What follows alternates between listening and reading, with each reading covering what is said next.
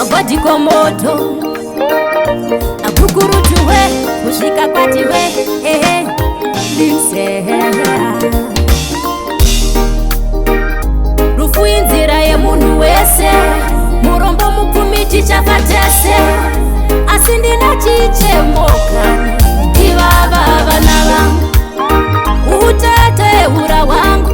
utateura wangu wandakabva navakure vana vangu ndipei simba rekurera vana vangu utateura wangu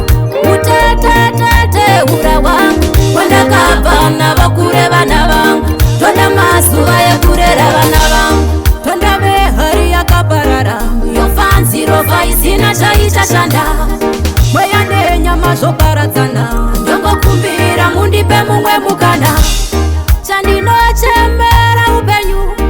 tarira idzi chidiki mhuru ndikadzirumura dzakadai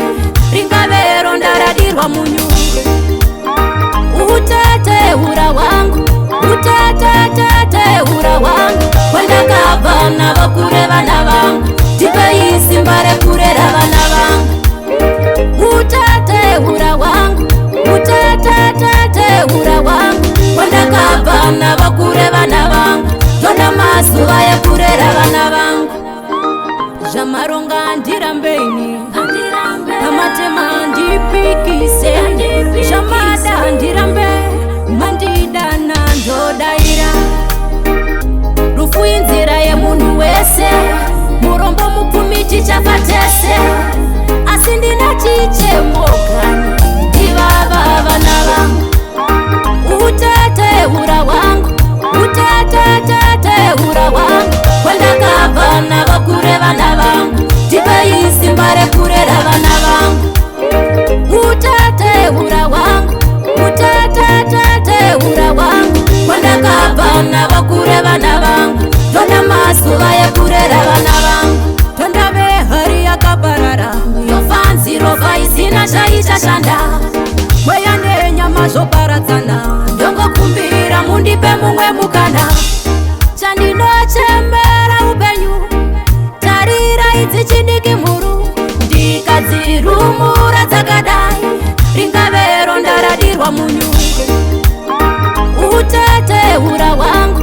utateura wangu wandakabva navakure vana vangu ndipei simba rekurera vana vangu utateura wangu utateura wangu wandakabva navakure vana vangu tonda mazuva ekurera vana vangu zvamaronga ndirambeni amatema ndipikise zvamada ndirambe mandidana ndodaira rufu inzira yemunhu wese murombo mupfumi tichafatese asi ndina chichemokani ivava vana vangu utateura wangu utateura wangu wandakabva navakure vana vangu ndipei simba rekurera vana vangu utateura wangu utateura wangu wandakabva navakure vana vangu tonda mazuva ekurera vana vangu utateura wangu utateura wangu wandakabva navakure vana vangu ndipei simba rekurera vana vangu utateura wangu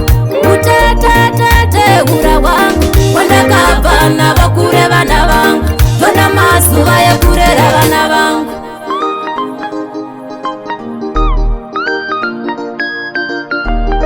wandakabva navakure vana vangu ndipei simba rekurera vana vangu